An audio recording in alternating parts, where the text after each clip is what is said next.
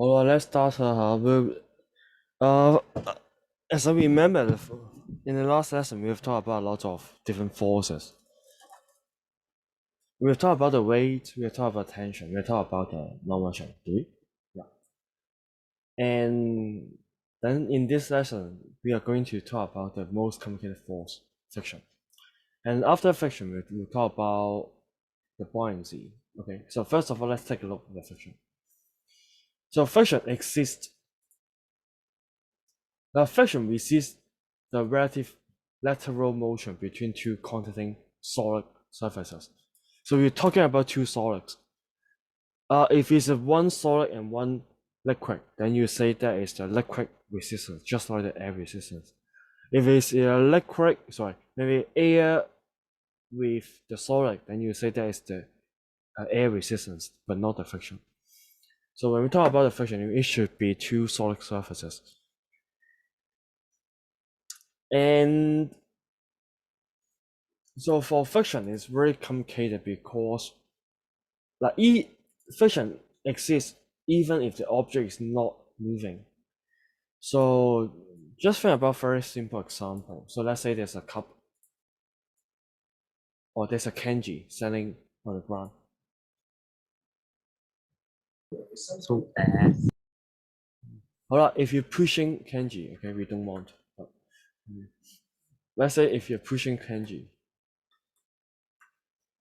so it will remain. Let's say if he will still remain at rest. So, and if you're looking at his free-body diagram, you know that okay, there's a weight acting on him, and there's also a normal reaction acting on him.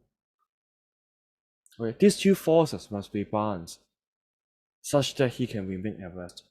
But you think about it, which force can balance this pushing force? It should be the friction. Without the friction, and he will just move forward without stopping. He will just accelerate forward without stopping.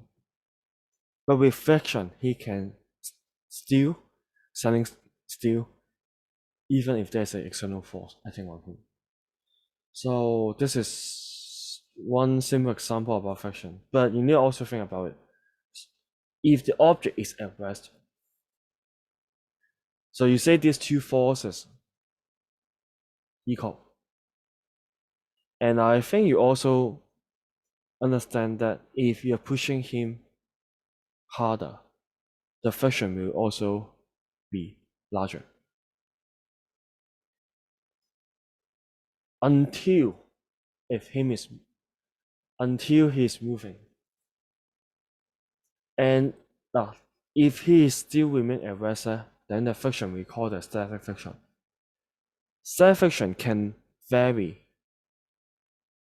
Its magnitude varies and also depends on the external force. The harder you push it, the larger the static friction.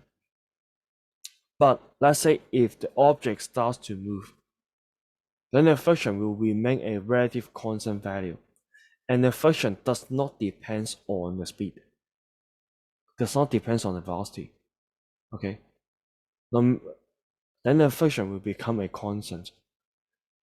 And the friction we call the kinetic friction. Okay, so first of all, we have the idea. So what is the static friction, and what is a kinetic friction?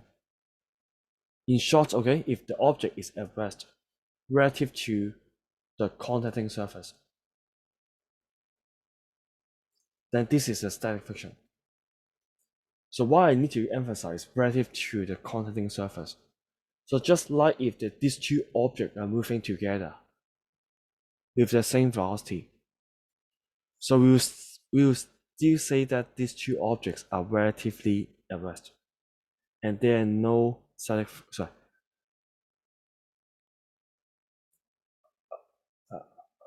Okay, but in this case, there's no static friction. But let's say you're pushing these two objects with a force, but this two objects is still moving at the same velocity all the time. Then we say these two objects are relatively at rest.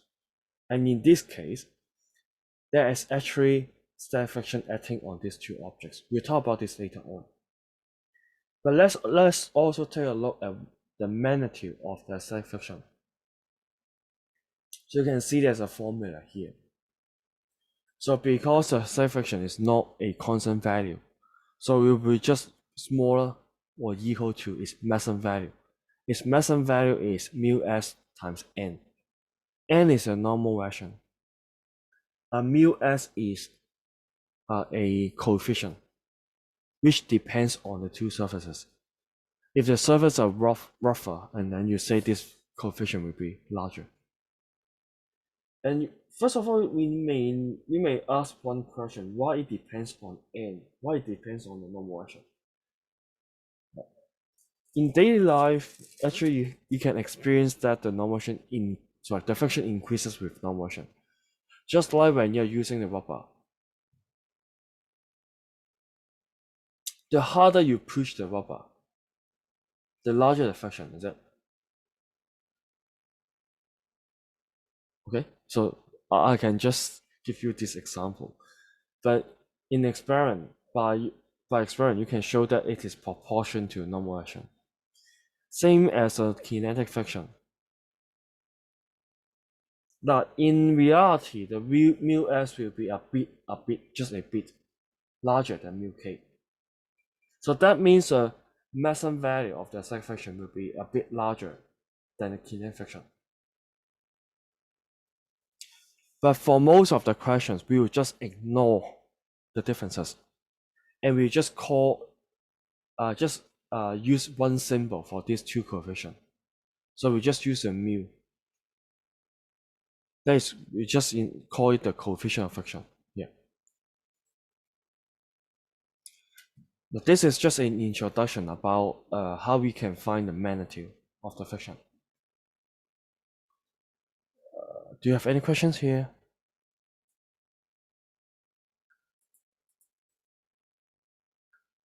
Any?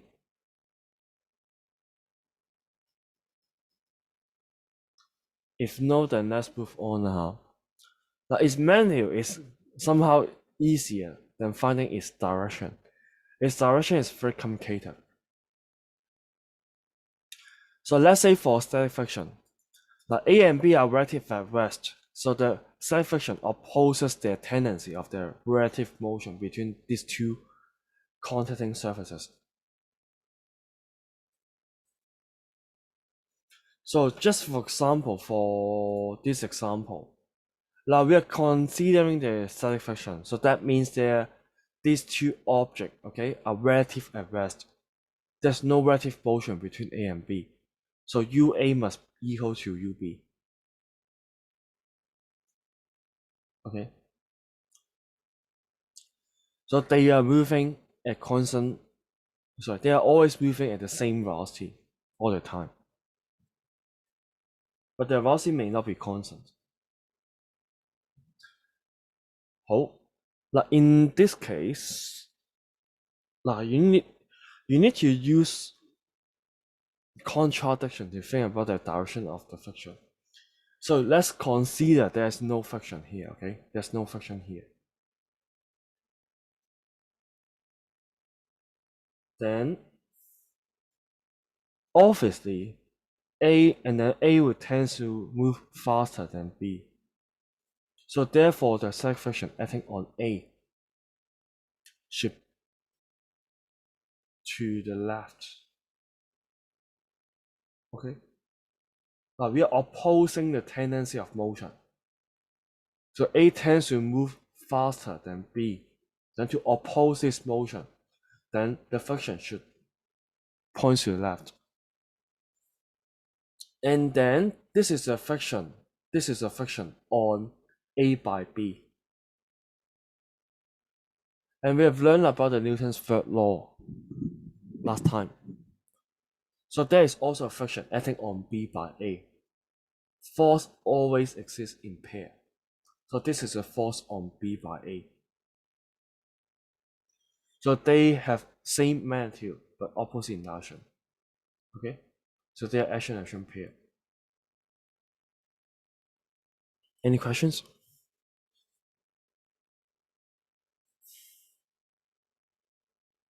Any questions?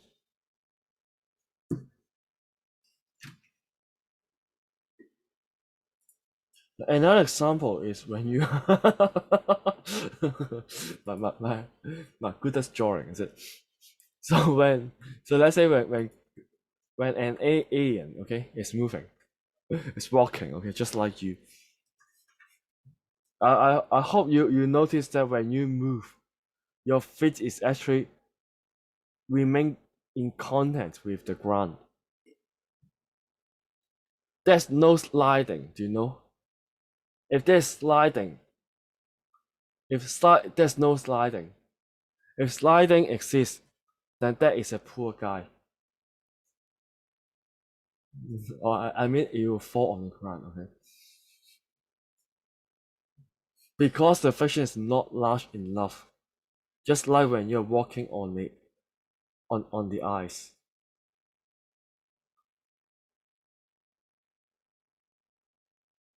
Okay, I think it may be a weird because when you're moving to the left, actually the friction acting on your feet is to the left. Why is like that?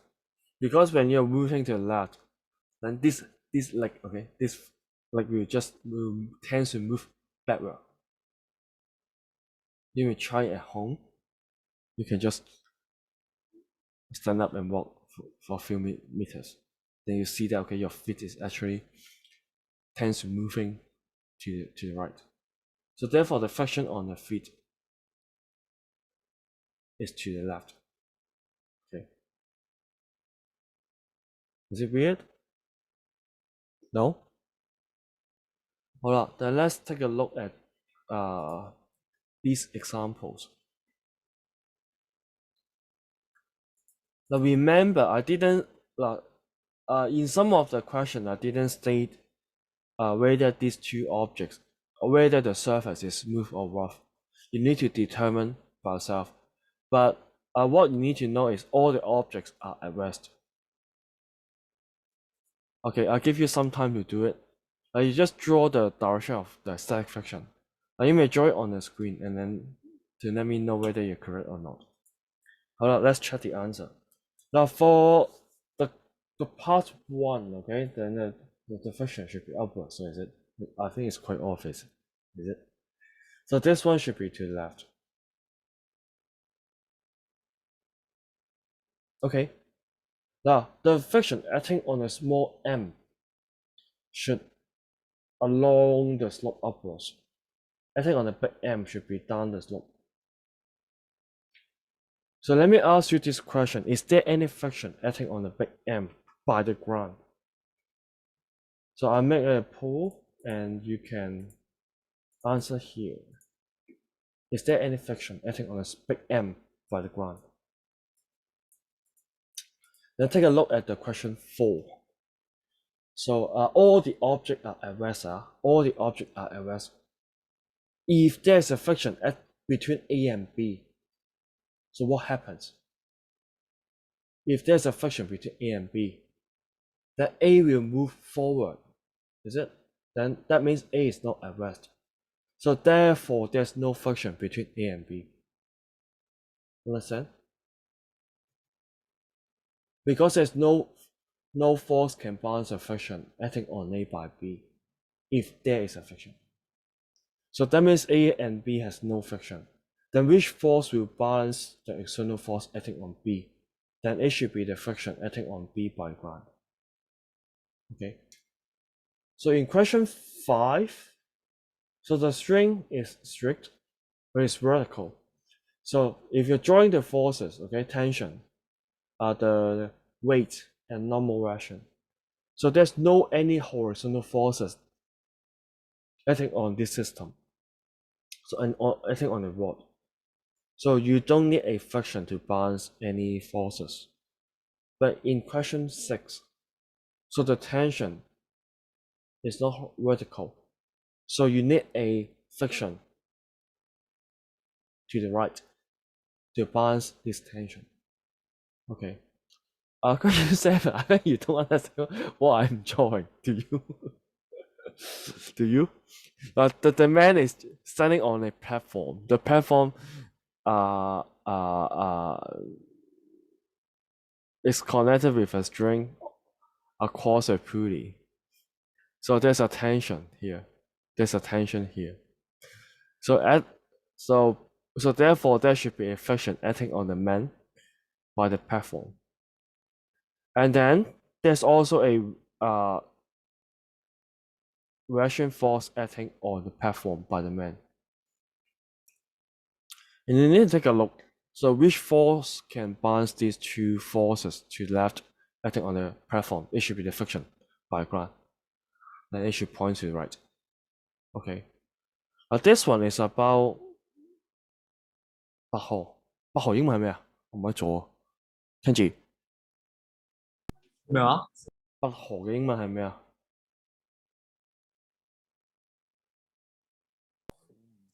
我唔知喎。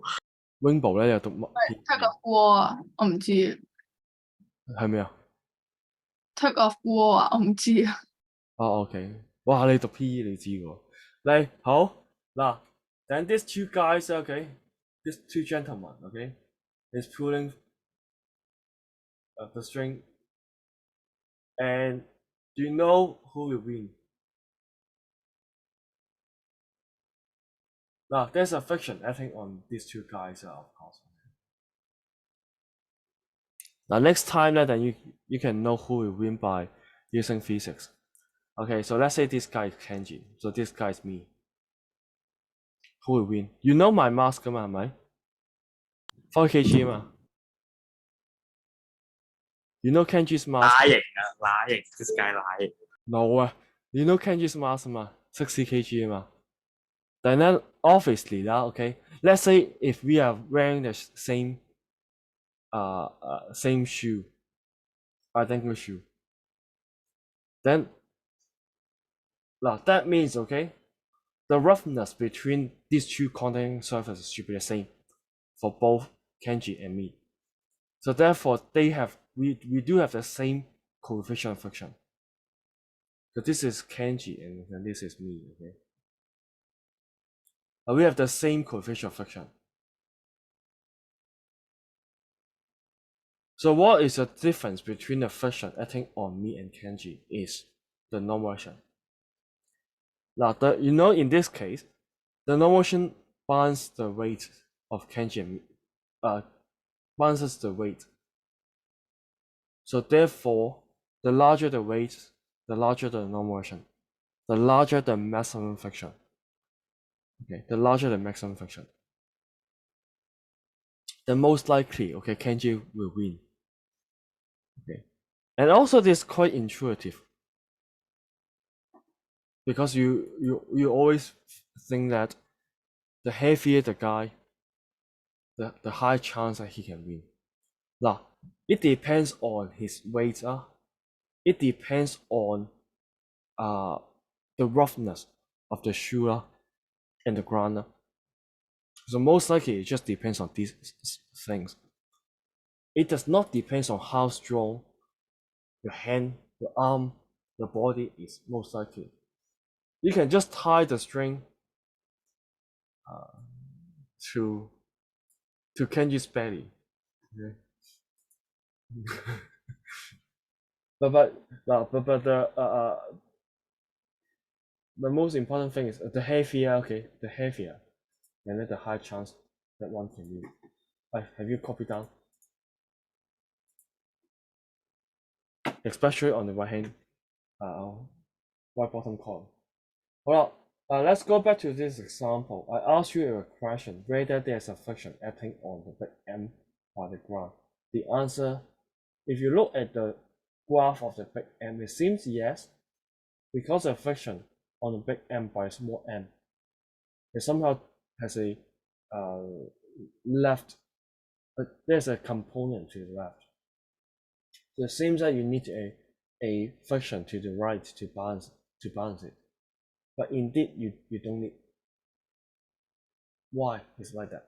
But because these two objects are rest on the ground, so we can consider one ugly object. we can consider this one. Now, you just consider these two as one object,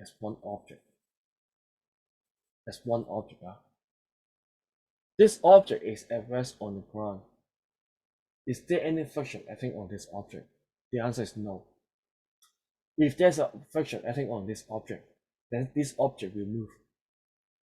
Do you agree? And it will move along the direction of the friction. And it's quite weird.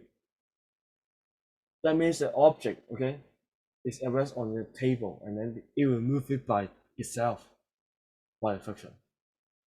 No. So there's no friction acting on the big M by the ground. You need to be able to analyze this question like that. Well, then let's take a look about the kinetic friction. Kinetic friction, the direction of the kinetic friction is easier to determine because it opposes the relative motion between these two objects. So there exists a relative motion. You know the relative motion, therefore it's quite easy to determine. But in these questions, you need to determine the tendency of the motion by itself. Okay. They all seem at rest, but there is a tendency of motion that you need to determine by yourself. But for kinetic friction, it's much more easier. Now then let's take a look for the part. This one is easy, I think, right? I don't think it's difficult. And then take a look at these examples. Like B moves to the right, C moves to the left. Now, B moves relative to the right. Sorry, B moves to the right relative to A. So there's a friction on B to the left by A. And then therefore there's a reaction pair by Newton's third law acting on A, the friction. So how about B and C? Okay, I think this is easy, is it? Any questions? Now B moves to the right, so there's a friction acting on B by the ground to the left. And B moves to the right relative to A. So there's a friction on B by A to the left. And then by Newton's third law, there's a friction on A by B to the right. Okay. Then let's move on. So for question 3, so A moves to the right. I didn't say the motion about B, but it doesn't matter at all. So there's a friction acting on A by B by Newton's third law. So there's also a reaction pair. Because the table is rough, so there should also be a friction to the left. Okay. Any questions about the directions of the kinetic and static frictions? Any? Now, if no question, then let's go to the last force that I would like to talk about. So that is a buoyancy.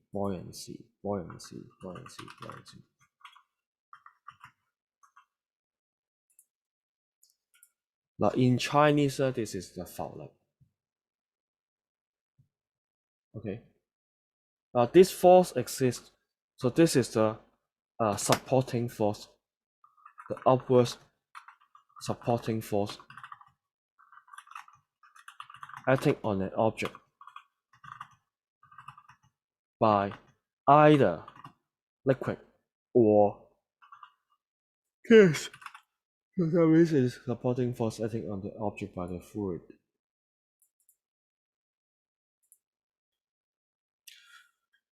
First of all, let me introduce a formula for the buoyancy. Now we know the direction is upwards. It's upward direction.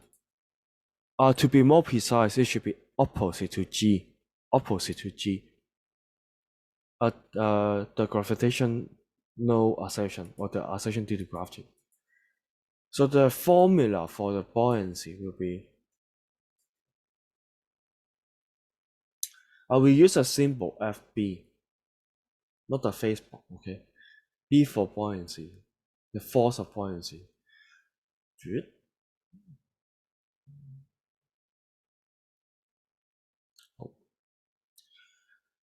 Now this one is a density of the fluid. and this one is the volume displaced by the object.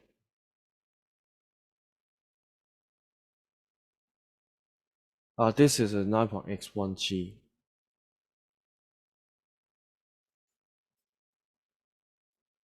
So sometimes we will just write what VD, that's a volume displaced. So let me explain what is meant by volume displaced. Oh.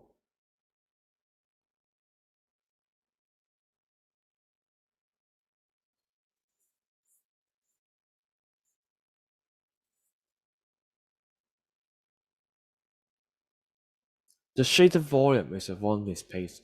Do you understand? That is a volume under the water, so under the water level. Understand? Understand? Yeah. So why is called a volume displaced? Because this object replaces the water. So displace the water here. And let's introduce why the formula is like that. Okay, let's talk about why the formula look like this. I consider 2 cups of water.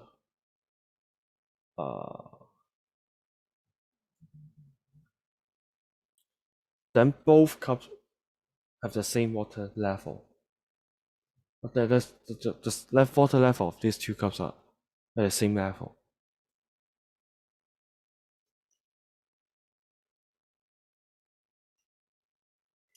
Now I draw an imaginary volume here. Okay, but you know this is entire water. This is entire water here. There's not an object. Here is a water. Now, you know water is not as careful as me. They don't have any feeling. They don't have any intelligence.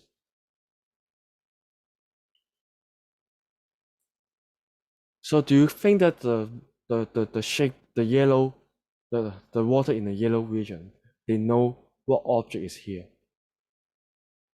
They don't know. They don't know about what are the objects here, is it? So then, therefore, the forces acting on this part by the water. So there are water pressure. The forces acting on this part by the water will be the same. Do you understand my argument?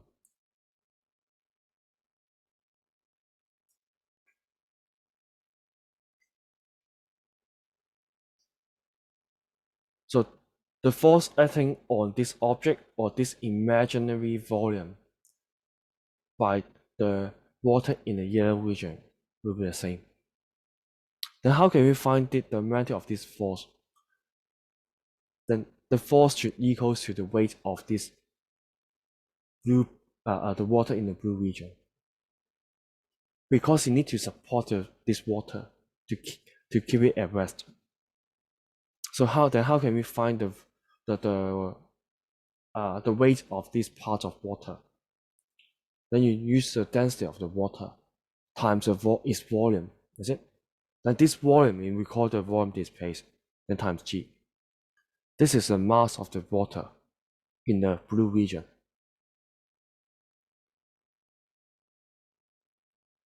Understand the argument? I think I know it's quite weird if you just write it down on the textbook.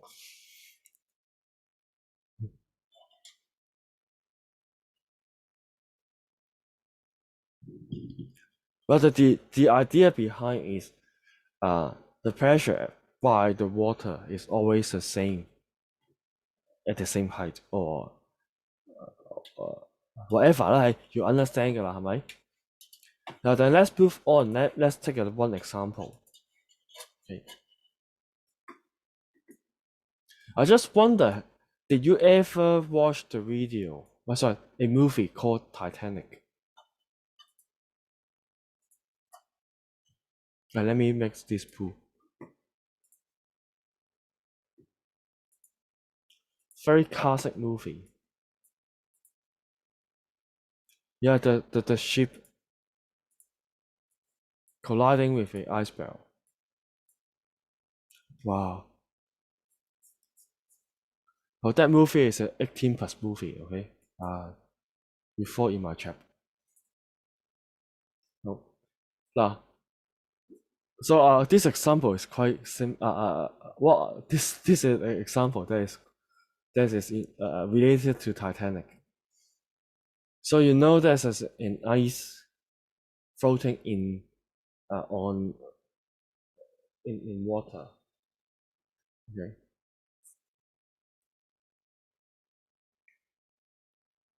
So given that the density of the ice is 900 kg per meter cube. The density of water is 1000 kg per meter cube.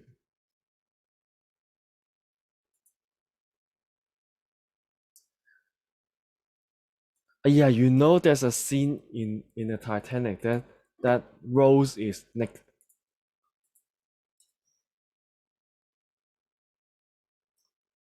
So I want you to find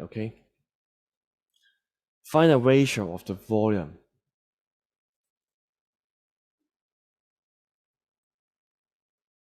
of ice that is above water surface.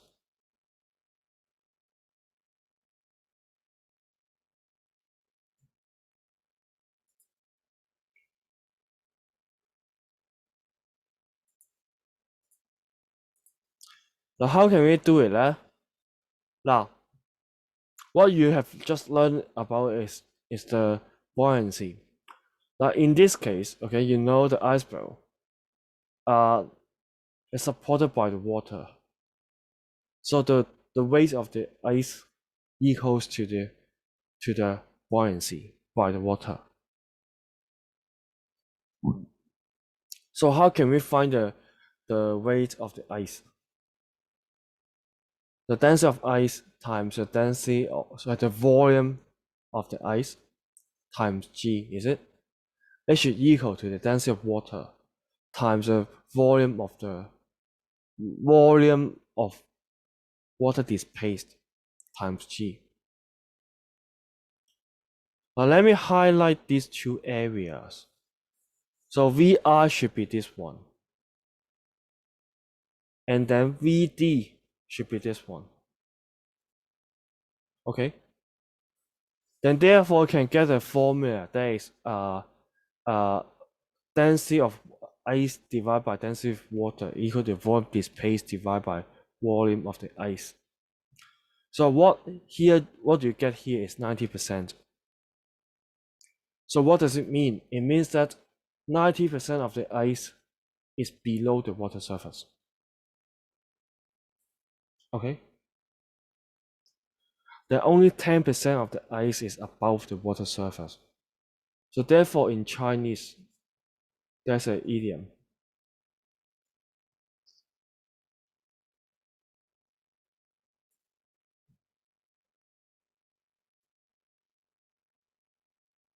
Any questions here? I think this is an easy question.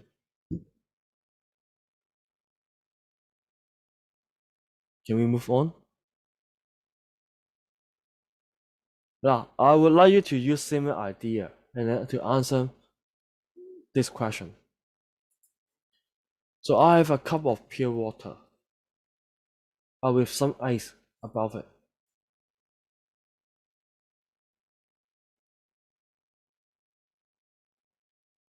Okay. So I'd like to ask you, okay, how does the water level change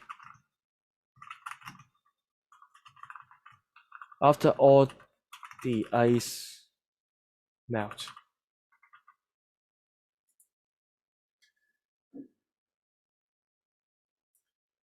So do you think that the water level will increase, decrease, or unchanged?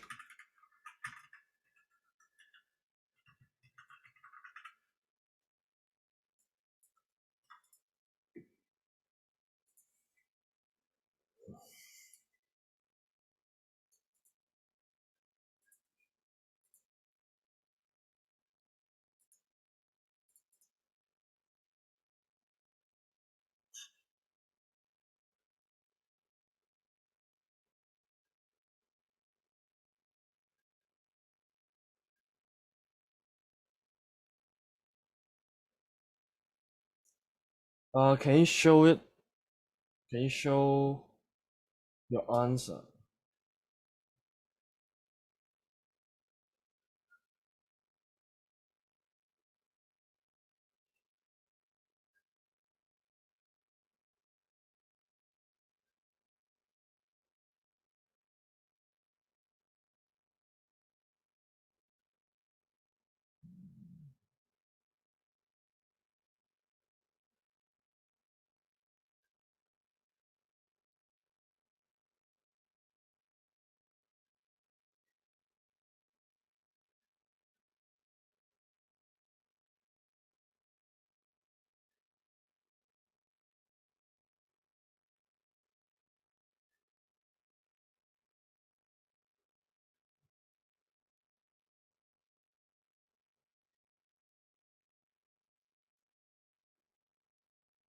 Well, quite a lot of you think that the water level increases.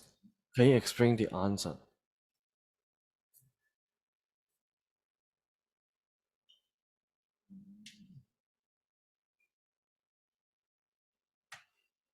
Hello? Anyone?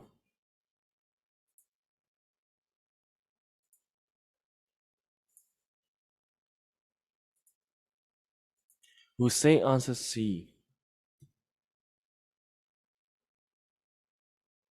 Who? But why you say C?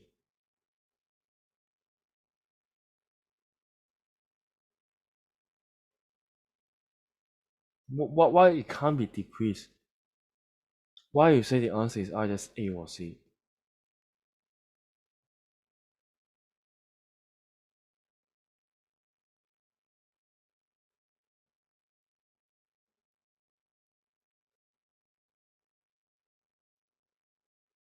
Why B make no sense?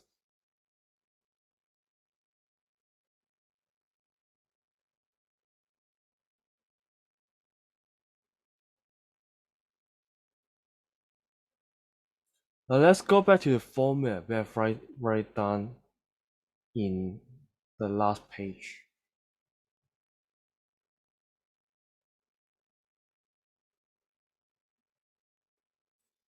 So first of all, you need to understand, or you need to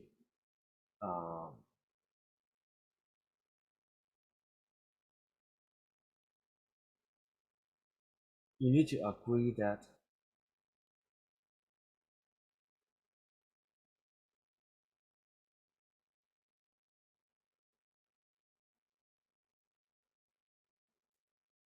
the mass of the ice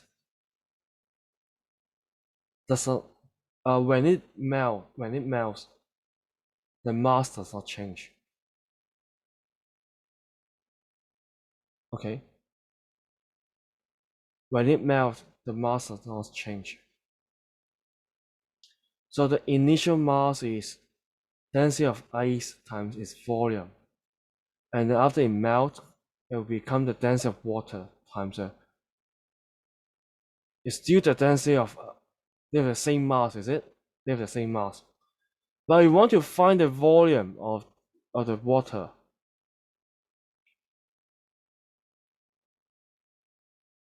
Then it should be density of water times the volume displaced. So what does it mean? Like, you know, it's changing from the ice to water. The mass is the same. This is the mass of the ice. Then this is the water of the mass of the water, or this is the mass of water, because it's the same. These two are the same because we can know from this formula. That means the volume of the ice after it melts, you'll change it to Vd, and it will just fill up the volume here after it melts.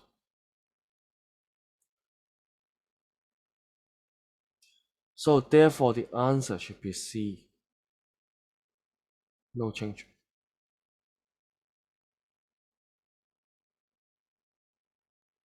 Understand?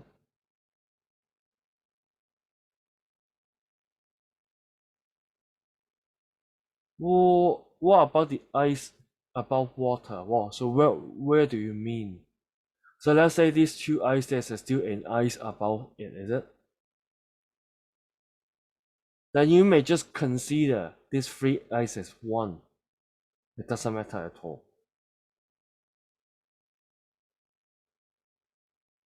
No, then the volume decreases. The volume of the ice, this ice melts and become water. The volume changes from V to Vd, do you agree? Because the mass does not change. Then we can know from this formula, this is a false formula. The mass does not change. So it's still density of ice times volume of the ice. But that equals to density of water times the volume displaced. So therefore the volume changes from V to Vd. It changes from V to Vd. It just fill up the gap here. Therefore the water surface, the water level does not change. Okay, let me ask you, okay, I hope I've convinced you. So let me ask you one IQ question.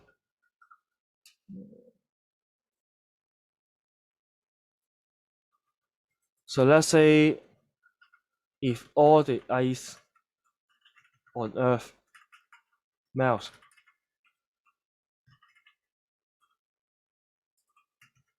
does the water level of the Earth increases?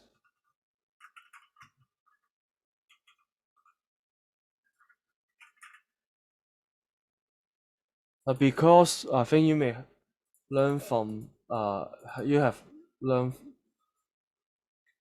about the global warming. Most likely you say that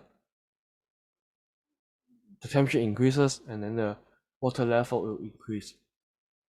But we have shown that in science, okay, by physics, we show that if the ice melts, the water level does not change. So what do you think? But this is an IQ question.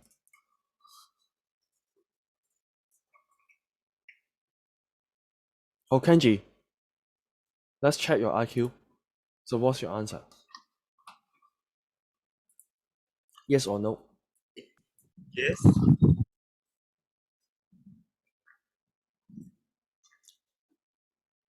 Kenji, Hi. do you think the water level of Earth will increase? Yes. Huh? Yes 咯。Why? But I've shown you that if the ice melts here, the water level does not change.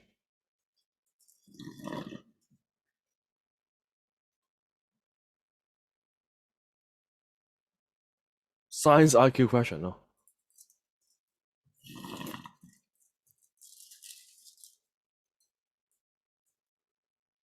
Any answer from all of you?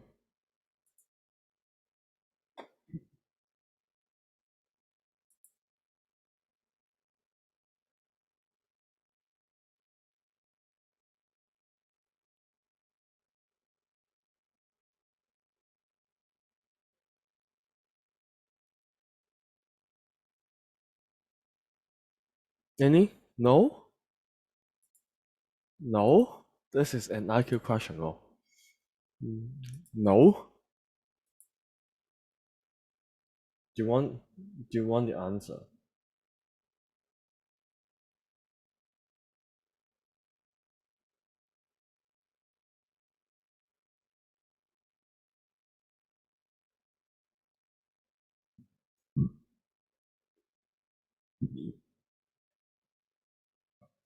There is some ice not on the sea. There's some ice on the land.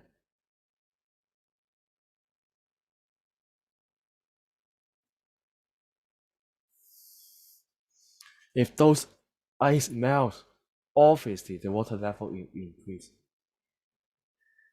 There's another answer for it. Because when the temperature increases, then the water will expand. So therefore the water level increases. Okay. So because you think about it, okay, let's say the water in the sea does not change. The amount of water in the sea does not change. But the temperature increases and the volume expands by 1%, it's still the water level still change a lot. Okay.